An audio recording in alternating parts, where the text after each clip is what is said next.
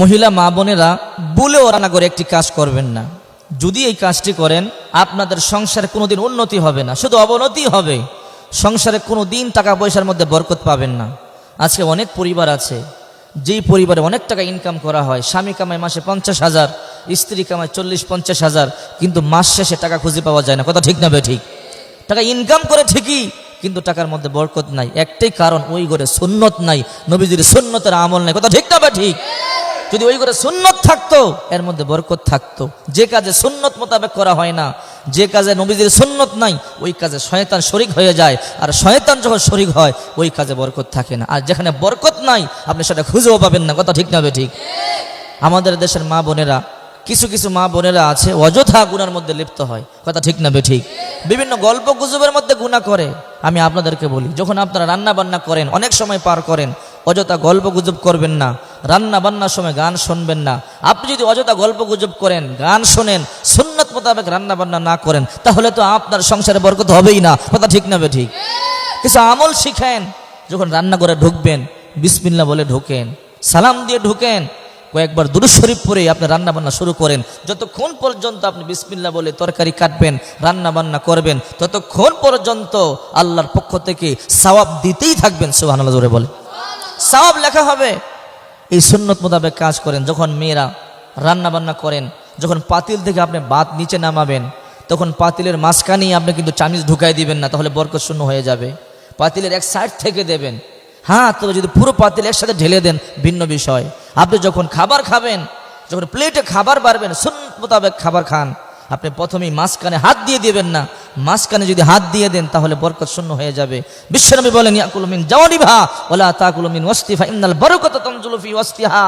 তোমরা যতক্ষণ পর্যন্ত খাবার খাও, খাবারের মাঝখানে আল্লাহর তরফ থেকে বরকত নাজিল হতেই থাকে। সুবহানাল্লাহ বলেন। এই সুন্নত মোতাবেক কাজ করেন, মাঝখানে চামিচ ঢোকাই দিবেন না। তো আপনার সুন্নত নাই, বরকত কি করে হবে? সংসার উন্নতি কি করে হবে? টাকা একদিকে ইনকাম করেন, অন্যদিকে চলে যায়, একটাই কারণ, সুন্নত নাই। কথা ঠিক না ঠিক? একজন মহিলা ছিল, খুব পরহেজগারিনী, আল্লাহওয়ালা, সব কাজে বিসমিল্লাহ বলতো। তো স্বামীটা ভালো ছিল না, মদখোর ছিল, স্বামীটা খুব খারাপ ছিল, জালেম ছিল। তো মহিলা প্রত্যেক কাজে বিসমিল্লাহ বলে বরকতের জন্য, আর যখন বিসমিল্লাহ বলে প্রত্যেক কাজে বরকত হয়। তো স্বামী একদিন চিন্তা করলো, দেখি তো তোমার বরকত ছুটাই দেব, বিসমিল্লাহ কি পেয়েছো? একদিন পরীক্ষা করবার জন্য, স্ত্রীকে বেজ্জতি করবার জন্য ওই নাফরমান স্বামী, মদখোর স্বামী এসে স্ত্রীর হাতে একটা থলি দিলেন। কি যেন থলির মধ্যে বললেন, বিবি এটা রাখো। তো মেয়েটা বিসমিল্লাহ বলে এক জায়গায় রাখলেন, স্বামী ফলো করলেন কোন জায়গায় রেখেছে। যখন স্ত্রী এখান থেকে চলে গেলেন, সেই থলিটা নিয়ে কূপের মধ্যে ফেলে দিল, এমন জায়গায় যেন ওখান থেকে কেউ উঠাতে না পারে, অন্ধকূপ, পরিত্যাজ্য কূপে। তখন পরের দিন এসে বলল, ও বিবি, আমার সেই থলিটা দাও। তো মহিলা দেখলেনও না, যেখানে রাখলেন সেই বান্ডর মধ্যে বিসমিল্লাহ বলে হাত দিলেন। হাত দেওয়ার সাথে সাথে যেই থলিটা স্বামী দিয়েছিল ঠিক সেই থলিটা পাইছে। সুবহানাল্লাহ জোরে বল। স্বামী এই দৃশ্য দেখে অবাক হয়ে গেছে। বিবি, তুমি হাকিকত জানো না কি? গতকাল তোমাকে থলি দিয়েছিলাম, তুমি যখন এখান থেকে দূরে চলে গিয়েছিলা তখন আমি এই থলিটা আমি কূপের মধ্যে ফেলে দিয়েছিলাম। তুমি বারে বারে বিসমিল্লাহ বলো, তোমাকে বেয়াজ্জতি করবার জন্য আমি এমন জায়গায় ফেলেছি, কেউ জানে না আমি ছাড়া, কেউ দেখে নাই। আজকে তুমি বিসমিল্লাহ বলে হাত দিয়েছো, ওখান থেকে উঠাইয়া কে দিয়েছে? আমার বিশ্বাস হয়েছে একমাত্র আল্লাহ। ঠিক কি না? এই জন্য বেশি বেশি বিসমিল্লাহ বলবেন। মহিলা মা বোনেরা, আল্লাহ পাকের শ্রেষ্ঠ সম্পদ পুরুষের জন্য।